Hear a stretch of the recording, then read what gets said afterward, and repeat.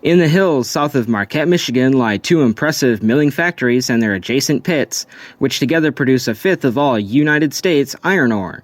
These are the Empire and Tilden mines.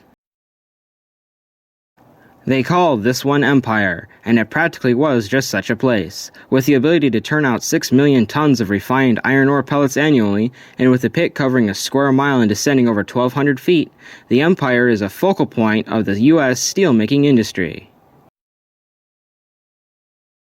These are the last two operating iron mines in Michigan's Marquette Range. However, soon this figure will stand at just one. From the sky, we gaze upon the hulking Empire complex. Its spacious milling hall, material storage, settling ponds, and pellet storage piles consume another square mile of the Marquette Range adjacent to the pit. But there's a lot missing here. The plant hasn't produced a pellet since August 4th and likely never will again. A symbol of the greater American industrial empire of the 20th century, the Empire mine is simply tapped out, or is no longer economical to produce here. What we see on the ground beneath the conveyor system is all the product that remains, waiting to be shipped away. After those piles are gone, it'll all be idle. About 300 employees are displaced, and the end of an era stretching back to 1963 will be over.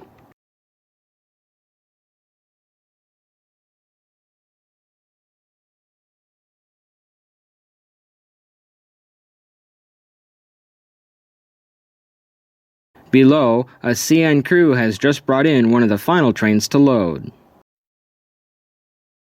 In the milling hall of Empire, incoming ore from the mine was crushed through multiple rounds of smashing until it was a fine dust. The iron was then separated from the waste rock, mixed with a limestone and bentonite clay mixture, then rolled and heat treated to create trillions of tiny balls which are loaded into the railroad ore jennies. However, these balls were not taconite. Those are from Minnesota. Rather, this deposit is hematite, a different type of ore. Thus, the final product was referred to as concentrated iron ore pellets.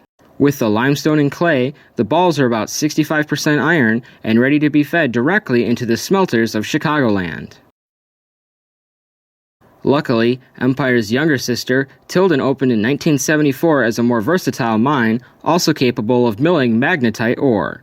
It is expected to be profitable through 2040, good news for a region dependent on the skilled, high-paying jobs of the mine work.